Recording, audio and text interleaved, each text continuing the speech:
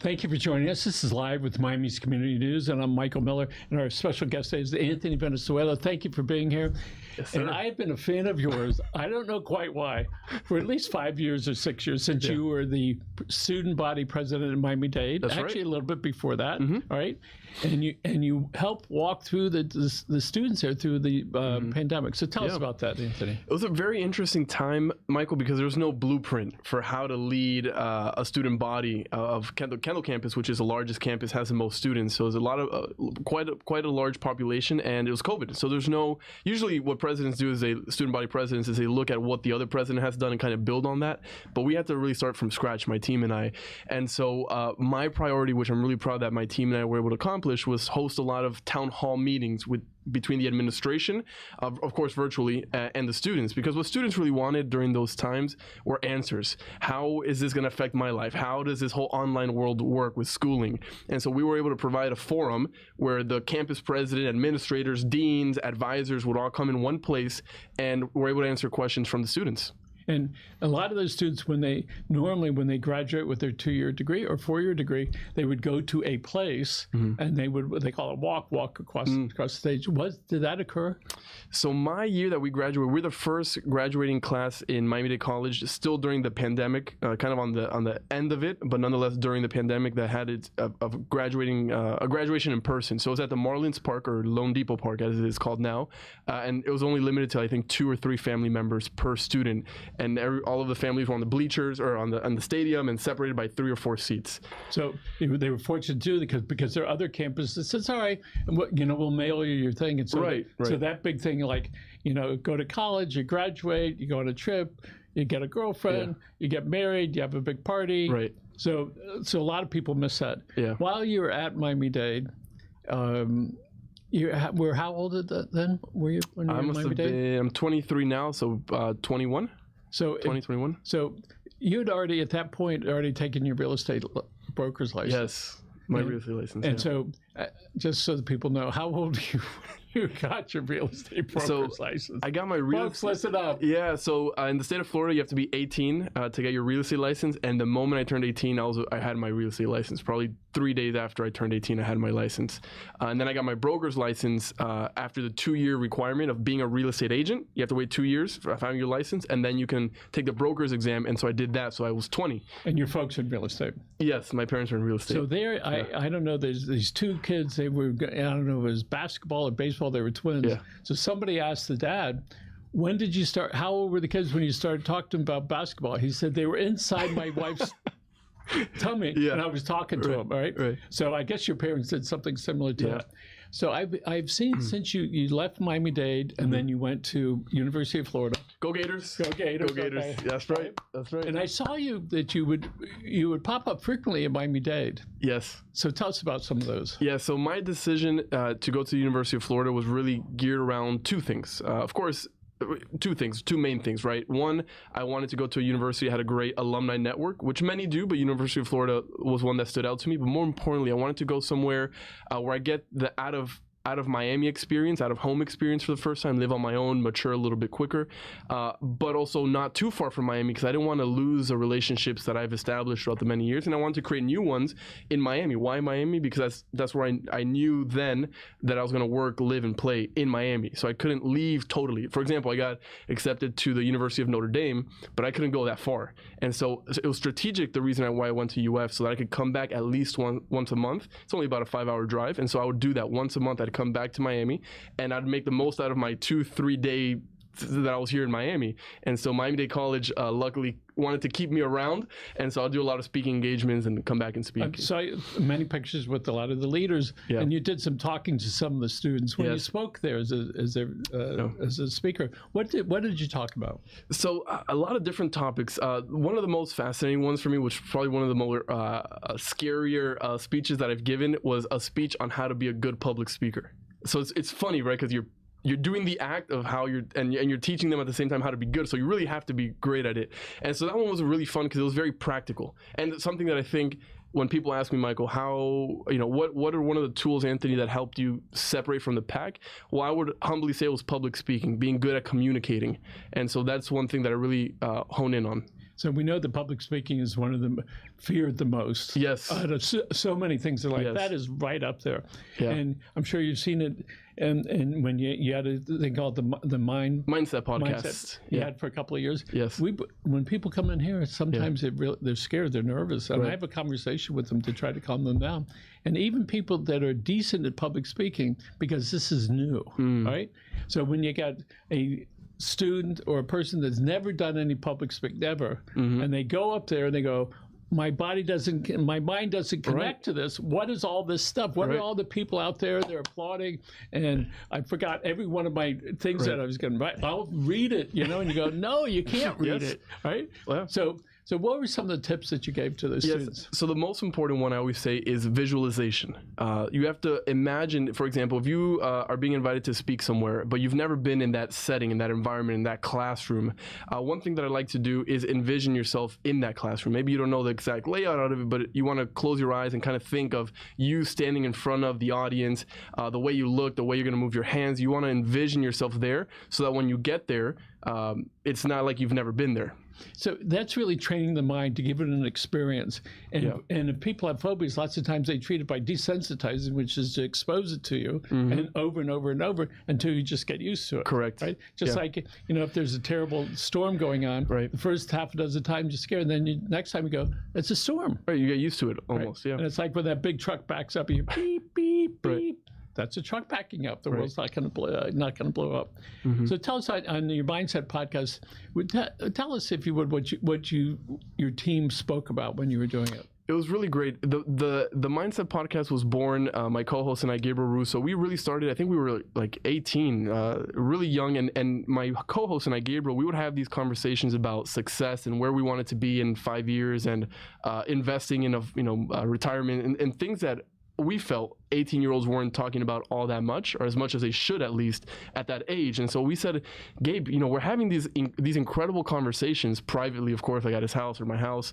Why don't we make it public and see what people think about it, and include people on this journey, and maybe open up some minds and whatnot. And so we said, let's do it. So we bought a microphone on Amazon. I think it was like $30. We scrapped it up, and we started the podcast just talking about our experiences, success. So when you share that, you're actually not just sharing it with the other people, you're sharing it with up here.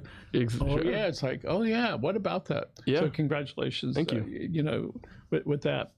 So a couple of years ago, you got appointed to the Miami-Dade County Community Council. Yes. Which one is that? So it's Area 11, which would be West Kendall. So those are local zoning boards. Yes. So you were appointed, and then it got time to, your term was over, and you ran unopposed. Correct. Okay. Correct. So when that election was just now? Just now in August, yeah. So you got 4 more years. 4 more years. Okay, so you're stuck here in Miami, all right? That's right. All right.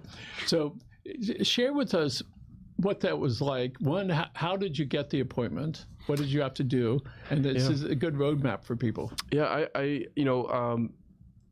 there's a quote by Maya Angelou says, you stand as one, but really there's like about 10,000 people behind you, and something along those lines. I probably didn't quote it perfectly, but I love that quote because, many people see just the individual doing something great, being awarded something, getting some kind of recognition. But what people don't see is the thousands, maybe even hundreds of people behind that person that helped them get to that point. And so when you ask me how did I go about getting appointed by Commissioner Rob Gonzalez, it's people like that that helped me be who I am. And more specifically, to answer your question, I created a rapport with Rob. I didn't even know what community council was, to be honest with you. A lot of people still don't know what it is, and so we're trying to get the word out because it's a really important governing body. But I didn't know what it was, like many people, and I just created a friendship with Rob. And one day he came up to me and said, Anthony, there's a vacancy in community council. I said, well, what the heck is that? How does that work? And so I learned about it, read up about it, and I said, yes, absolutely, Rob, let's rock and roll. So there's an old saying, don't just show up on time. Right. And show up earlier because you were around, that opportunity was offered to you. Correct. So again, so you have a 4-year term. Yes. There. I know it sounds like you want to say something. I was just going to say, to connect the questions, I was at UF when he approached me to be part of the community council. And I met Rob while I was still at UF. So it was those visits back to Miami, back and forth, that, I'd see him at events and create a rapport with him that came up. So So for the underachiever in you, I'm sorry, there is it. Right. So you are serve on a young professionals board. What is that? Yes, for Casa Familia Incorporated. So Casa Familia, it's a beautiful nonprofit organization here in Miami. Their mission is very simple. It's to provide affordable housing to adults with intellectual disabilities. So they already broke ground last December, a year ago, and so they'll hopefully be done by the end of next year, end of 2025. So is that in a building? Is it an physical building? Is it an apartment complex? Correct. So it's going to be called the Village of Casa Familia, and essentially what it'll be rolled out in different phases. Affordable housing for adults with and how many disabilities. Units, more or less? So the first phase, I believe, has about 60 units, and then so they'll keep adding units as they go on. But the first phase will have about 60. So what's it like for a person of your age to be able to realizing the impact that you're having and change and helping people? It's a great question, because I have to be reminded by some of my incredible mentors that I have. I'm very blessed to have them, to sometimes reflect back on the work that I've done, which I feel like I don't do too well of doing that. And I feel like a lot of people who are very busy or on the go don't do well at what? Don't do well at recognizing the impact they've made along the way, connecting the dots. Is that an internal function? I'm just so, I think, Michael, I'm just always thinking about the future and what's next, that I don't take a second to appreciate what has been done.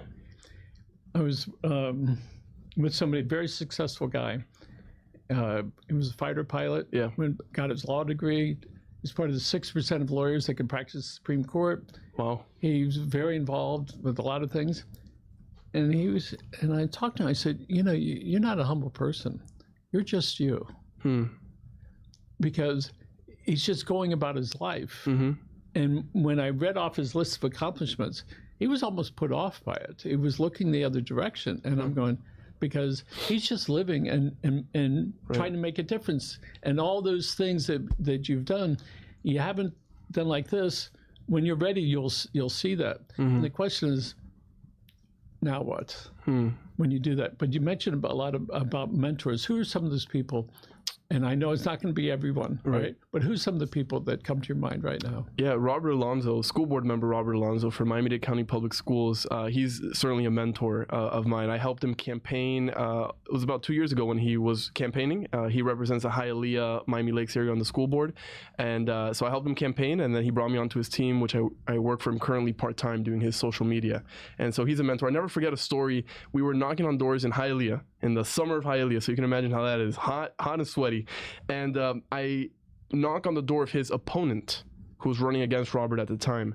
Obviously, I didn't know it was going to be her, but I knock on her door, and of course, I have Robert Alonzo gear, hat, screaming Robert Alonzo, and my what I'm wearing, and she just instantly starts ripping in on me, right? Not me personally, because the first time we meet, but about Robert, and saying all these pretty nasty things to me. And that was actually the first negative interaction I had knocking on doors, so I'm kind of taken aback by it.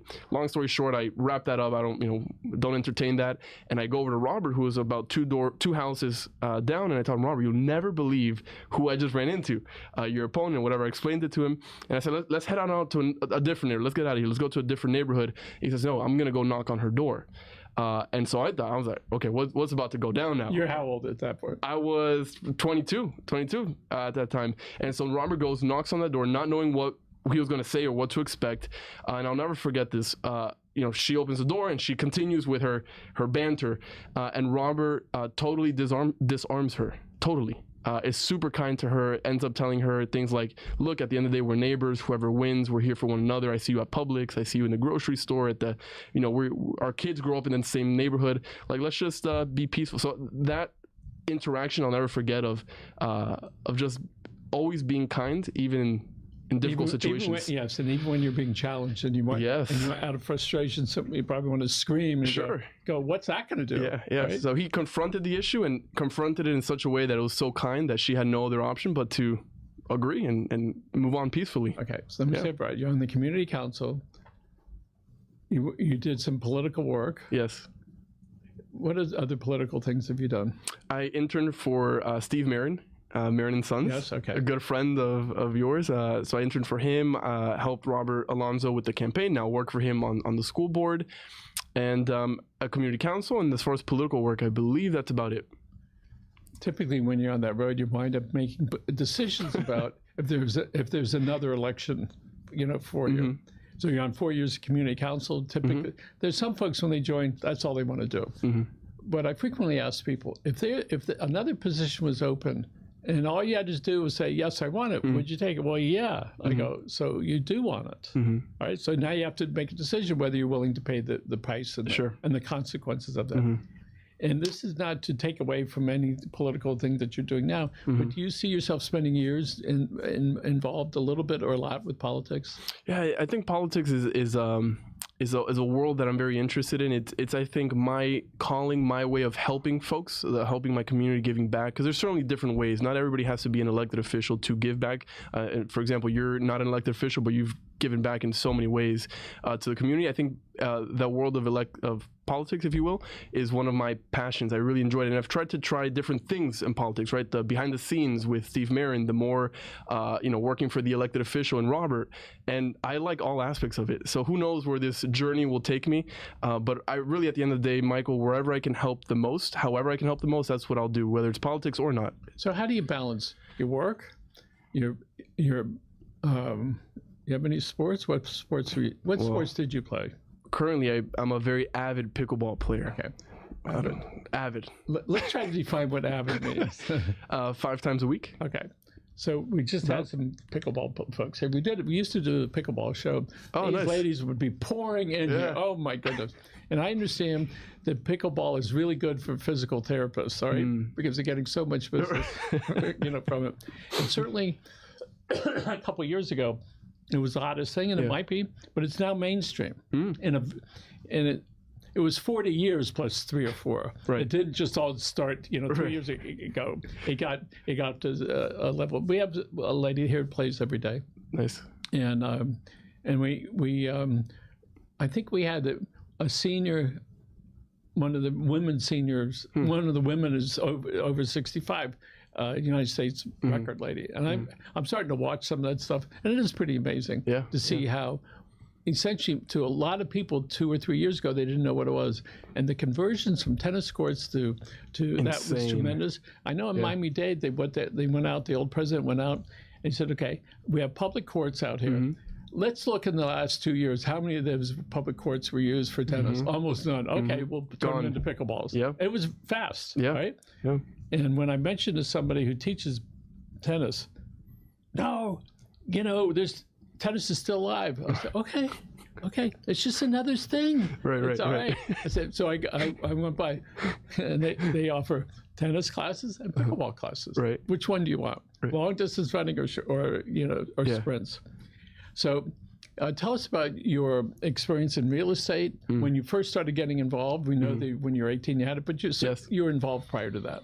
Yeah, so growing up, Michael, the passion for me from real estate came from a very genuine, authentic place, in the sense that I was growing up, and my dad, who's been in real estate now for about, as long as I've been alive, 20 years, 21 years, I would grow up watching him do real estate things, right? Going to open houses. I'd go to open houses with him. Of course, I'm a child. I wouldn't do anything, but I just would be there with him, go to showings with him, and hear him come back home and talk about how really he's changing people's lives, quite frankly. How he's helping a divorced couple out of a situation, or somebody who passed away, a mother who passed away, helping them. So what I always tell people is, a lot of people sometimes dismiss real estate agents because there's so many of us. I don't know if you knew this, fun fact, between Broward and Miami-Dade County, there's 80,000 real estate licenses that are active today as we speak. 80,000. In 2 counties. In 2 counties, Miami-Dade and Broward. 80,000. You flip a rock and you'll find 5 realtors. You might find 10. And so a lot of people, because I think of the large numbers, everybody's a realtor and everybody hears of, oh, I'm a realtor, my cousin's a realtor, my dog's boyfriend is a realtor, kind of dismiss the profession a little bit, I feel like. But really, when you look at real estate agents who know what they're doing, who are ethical, who it's their full time, they love what they do, they're changing lives. They're helping people with the largest purchase they're probably going to make in their entire lives. If you think about it, when you purchase a property, most likely it'll be the most expensive purchase ever for that person. So when people are looking for a home, themselves and their family, what are some things they're looking for? So when you're looking to be a buyer, you really, well, one is location, right? Everybody's always looking for location. The thing that's happening, and I'm sure you see it all the time in Miami, is that Miami's getting so dense, so overpopulated in many areas, right?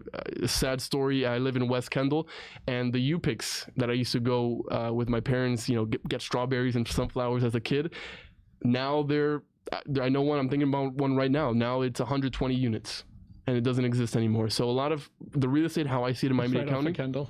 Right off of Kendall, yeah. Yeah.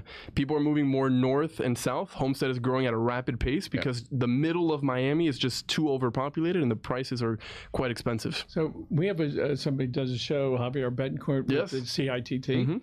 And so I've learned from them, it's not, we have to get used, we don't need to use the word traffic.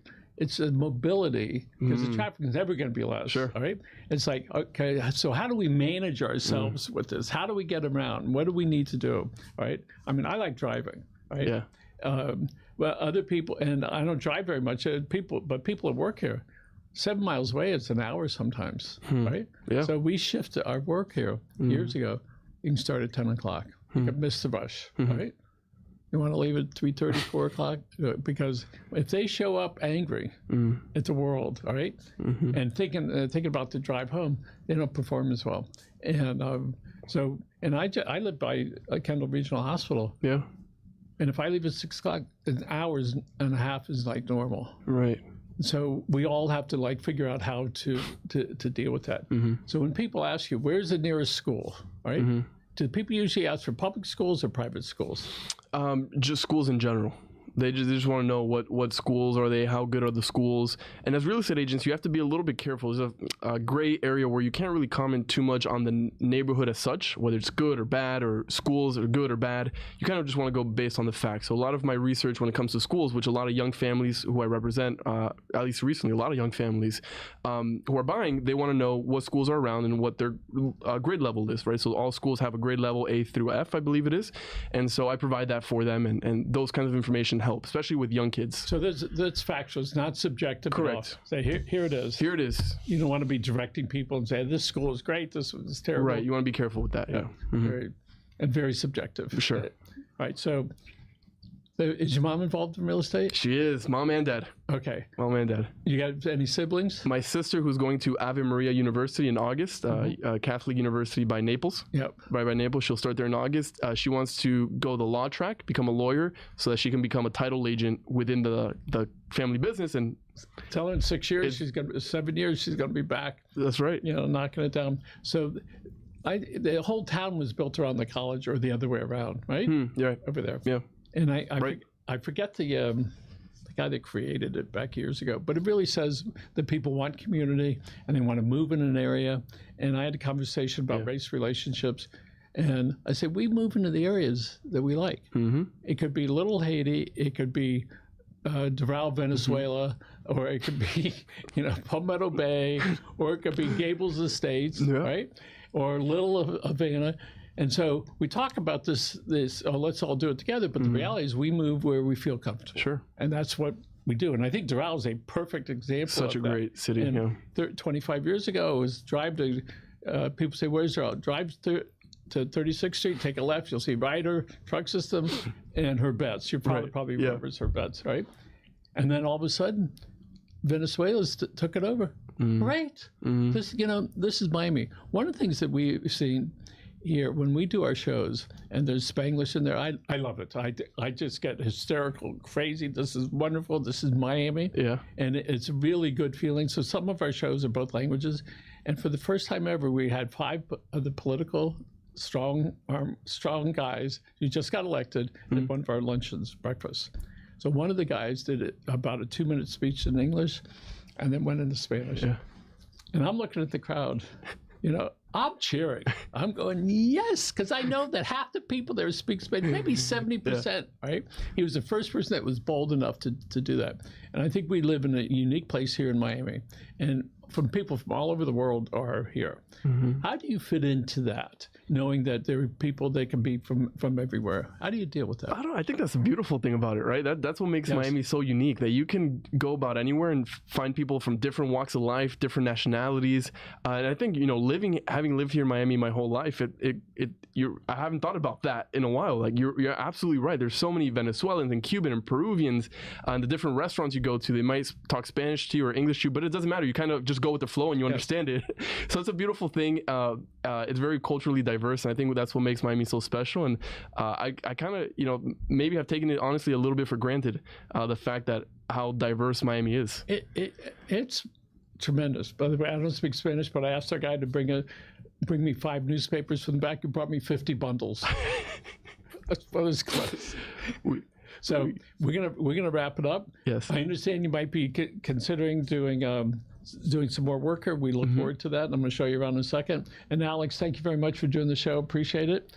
And by the way, Alex's dad is a vascular surgeon who's been saving lives for years. My hat's off to him and to the other healthcare providers that are helping all of us. Absolutely. Anthony Valenzuela. Thank you for having me. No, my pleasure. Thank you. And continued success to you. And we're going to look right over in that red camera and say, folks, thanks for joining us. Remember,